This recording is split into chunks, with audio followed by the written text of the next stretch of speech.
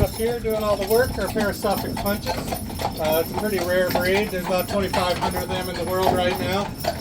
We have Laura, the horse on the right, and Punch, the one on the left. Going through our kids' barn here, or by our kids' barn. And then on the other side here on your left is the International Museum of the Horse. That is the only museum in the world that is dedicated to all different breeds of horses and all different disciplines of riding and driving. It's a Smithsonian affiliate, so there's a lot of very good exhibits in there. Undergoing a pretty major renovation project right now, so not all of it is open, but a good portion of it is. And, you can spend 30 minutes or 3 hours, however much time you want to take and read and look. And one of our more popular statues coming up here on our left, that is Sergeant Reckless. She was purchased by the U.S. Marines during the Korean War, and she was trained to take that ammunition up to the top of the mountain. She was shown how to do that one time, and then made multiple unassisted trips night after night for the duration of her career, really. After the war, she was retired and brought back to Camp Pendleton, California. She retained her rank of Staff Sergeant and had also earned 2 Purple Hearts. Our tack shop in there, there's some different kinds of harnesses. If you look real close, it's hard to see right now, there's a bull up on the weather vane instead of a horse. That was an advertising technique that was introduced by Kentucky, actually, to signify that your establishment used genuine cowhide leather. It's coming up on the back side of the breed's barn. They'll have a show at 11 and again at 2.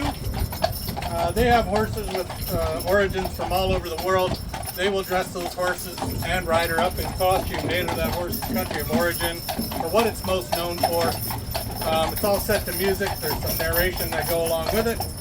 And then afterwards, they pull them up for a little meet and greet, weather permitting. As we round this corner, you'll see a little cemetery up here on your right. That is a horse cemetery, and that was left to us by Walnut Hall Stud. That is the farm that owned this property prior to the state buying it in 1972, and then opening as the Kentucky Horse Park in 1978. So they did leave us quite a few things other than cemeteries. This big barn, that's original to the property. That is one of the largest wooden barns in North America.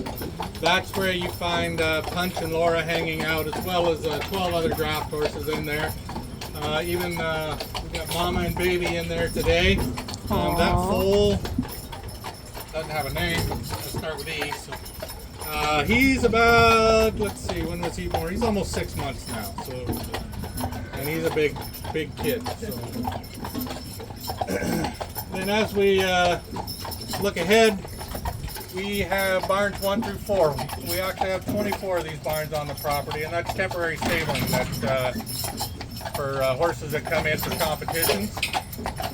It is not uncommon for us to have, 5 different horse shows running at the same time. We can handle 1,200 horses on any given night. Sometimes that's not enough. We will have to put up temporary stabling just to accommodate all of the horses.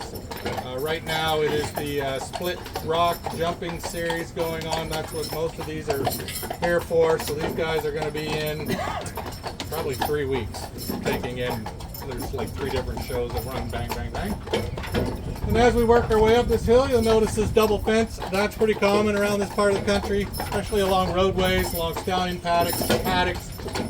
Stallions can be very territorial. They'll fight over a single fence.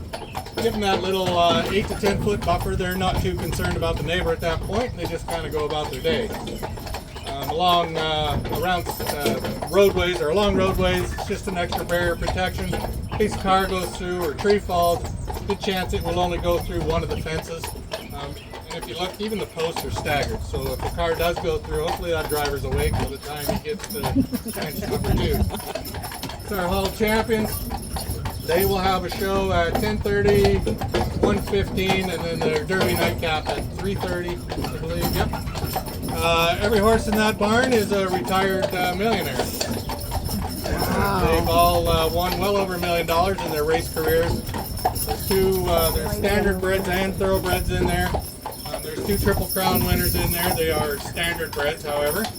That Triple Crown is just as hard to win, just probably not as popular as what most people know know, the Triple Crown has.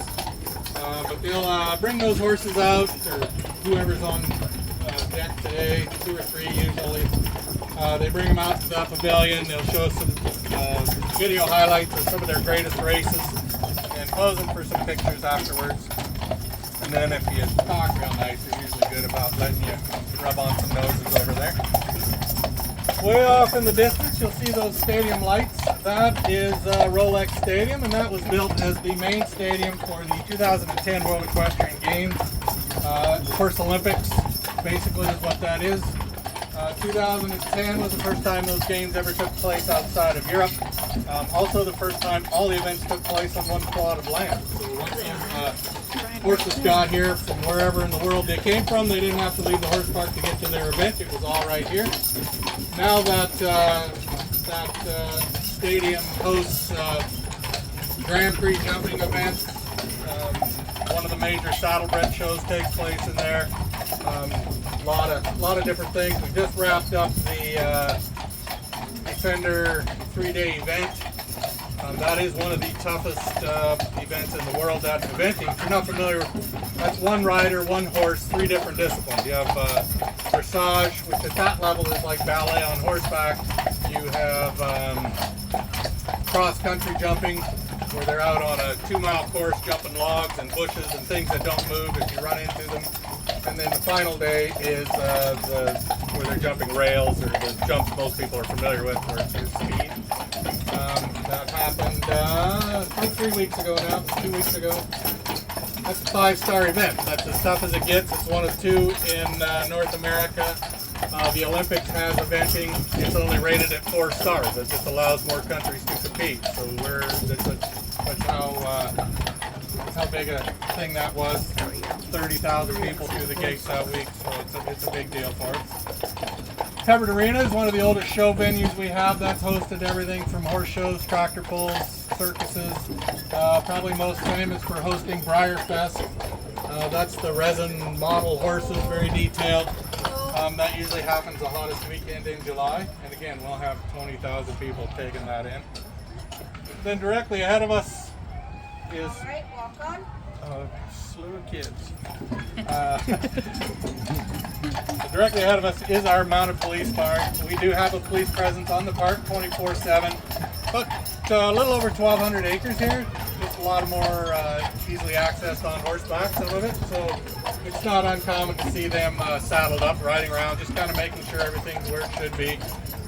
The horses in that barn are all badged officers, so when they're out on patrol, they're wearing a badge, much like a police dog would. You're welcome to go into that barn, visit the officers, both equine and human, and you're invited into all the barns.